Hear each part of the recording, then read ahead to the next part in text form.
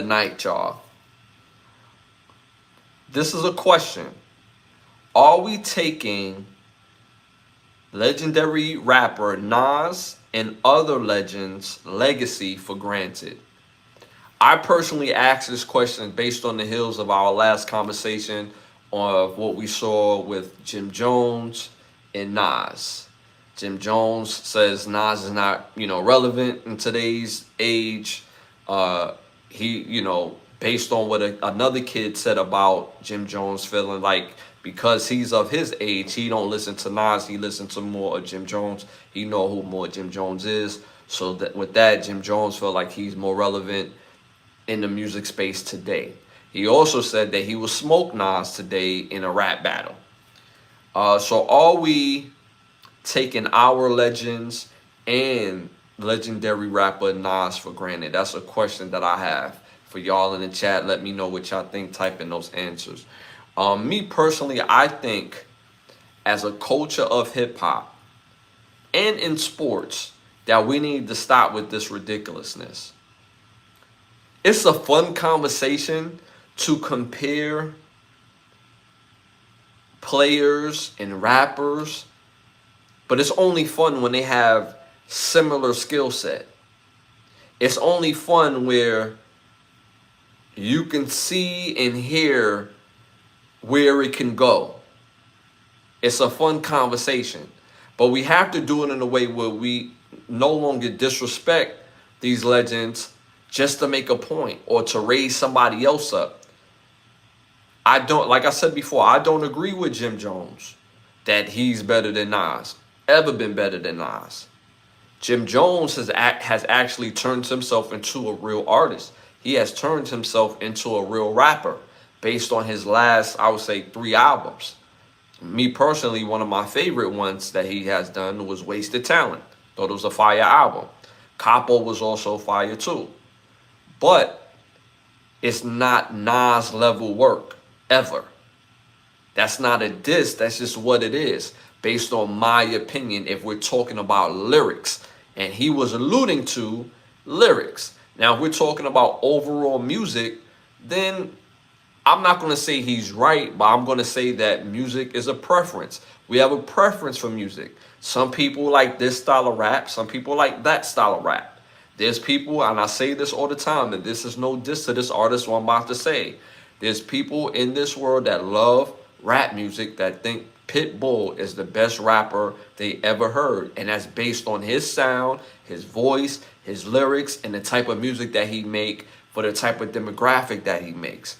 Would they be wrong? No, because that's what they like. So music is preference based.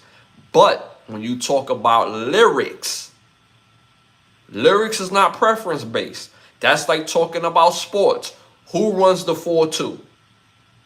That's what lyrics is in hip hop. Who runs the 4-2? If your lyrics don't run the 4-2, then you're not better. It's just that simple.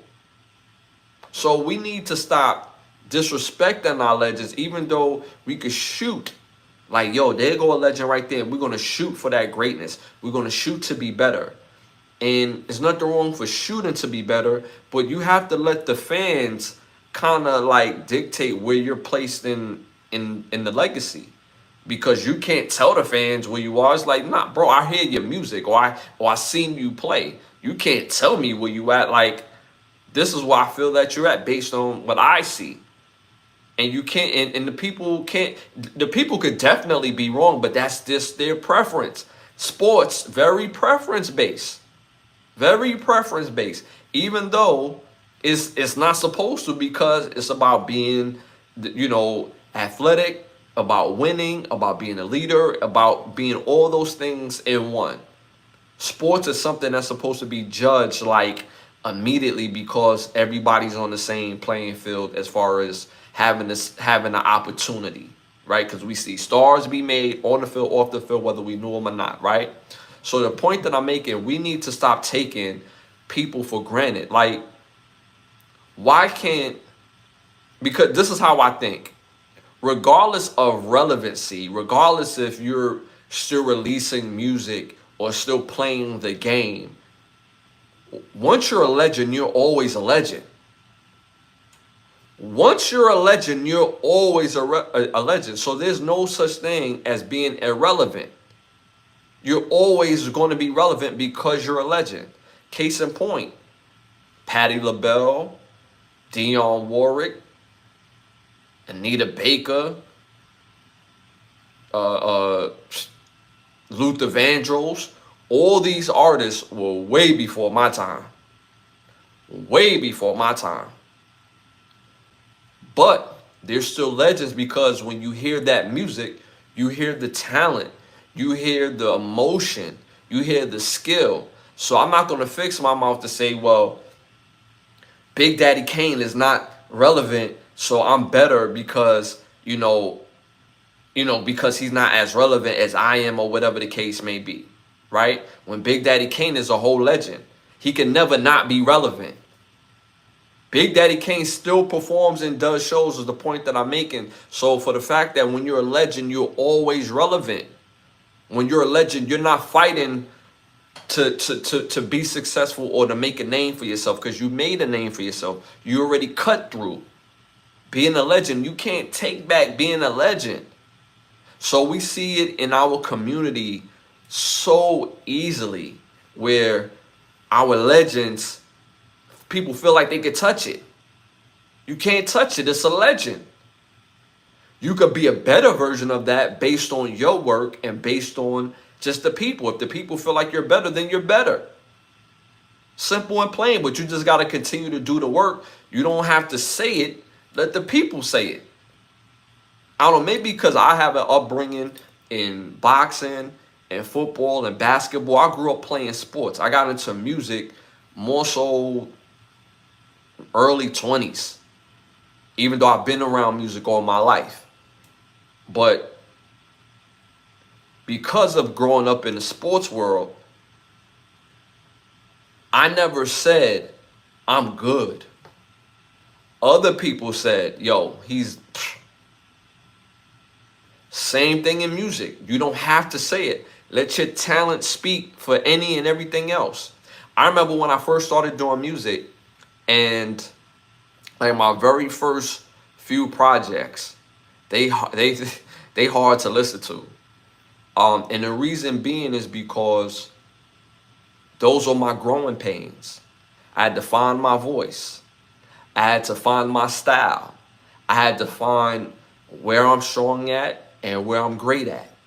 I had to find all these different things. I had to invite in the critique so I could find my style. And through them growing pains, I learned what I need to get better at and what I just need to be like, yeah, it's cool. And there's nothing wrong with that. That's how you get better and stronger. And you have to let the people speak up. Because ultimately, every artist is doing it for the people. Like, I remember when I first started releasing music, and I'll come from the studio and be like, yo, I don't like that song. And the producer would be like, yo, but I like the song, and I think other people will like the song. And I recorded the next 20 songs like that. Like, yeah, I don't like it, but yeah, other people won't like it. And then when I started doing shows, people was liking the music, but I did not like it. I was like, I don't even listen to it. When I'm home, I don't listen to it. And then I got with a different producer, and the things that I was vocalizing and saying, he was really hearing me. And he's like, I know where I see it, I hear it, boom, boom, boom. This is how we're going to do this. And then when we started doing that, I started listening to my own music. So much to the point, I'm not listening to other artists no more. I'm listening to my stuff 24/7. And that played a part in other people listening to it even more. It's that development and understanding critique. And letting the people not necessarily dictate who you are, but the people is going to just basically say, I like this music regardless of anything else. Like, for example,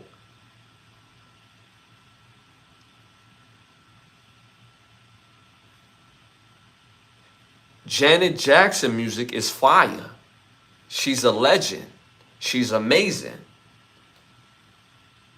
Sade stays in her own lane and makes a certain type of music, and it feels grown. Janet Jackson music feels grown, young. It feels everything. It gets everybody. Sade, her music for that grown and sexy, baby. But within her music, you can hear the talent. You can hear the skill level. And because of that, they're both legends. Because the people decided. But you seen Janet Jackson more than you seen Sade. At least I did. So again, let your talent be your talent. And we can't continue to let people disrespect our legends. Can't. People work too hard, put on for too long, and we can't, as a culture, allow other people from the culture disrespect our legends. It just doesn't make sense, especially when they have no business doing it. They gotta be shamed for it so they don't do it again, because it's ridiculous and it makes our culture look weak. So that's why I'm asking that. In the chat, they saying absolutely. They saying Eminem, legendary songs. If I Ruled the World, I Know I Can't. Wonderful, unforgettable songs from Nas. That is a fact. Nas got so many dope songs. But again,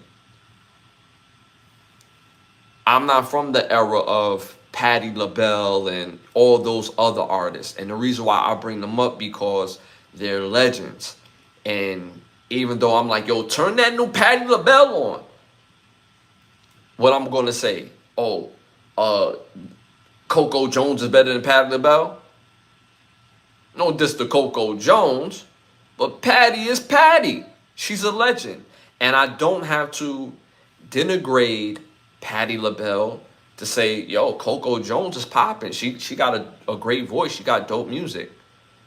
So we got to stop doing that. We have to learn how to give each other flowers without denigrating other people. Now, for artists say, yo, I feel like I belong in the conversation with these other artists based on my music, then that's a fair thing to say.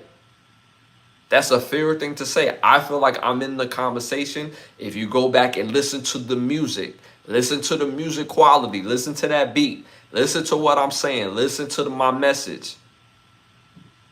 And I feel like I'm in the conversation. So that way you're not showing no disrespect to the legends, because you can't disrespect legends. Can't say, oh, I'm more popping because I'm relevant. Because as we see, relevance come and it goes. It has a time limit. Staying power matters. Staying power matters. Nas been popping ever since the 90s, and he's still popping still to this day. Nas still release albums. He still release albums. His last album just came out last year.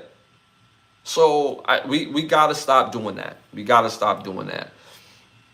All right, y'all, moving on to our next hot topic. College football 26 is on the way. They just released a deep dive. I'm so excited to have this new game. I've been a big avid for College Football 25. I'm still mad at EA for not inviting a brother down to the EA building, knowing that I'm only like 10 minutes away. EA, send a brother an invitation so that way I could get on the sticks. Pause on that early 2026. It only would be right. You know what I mean? Like come on, what are we doing? Like, it's crazy. But after the deep dive, I'm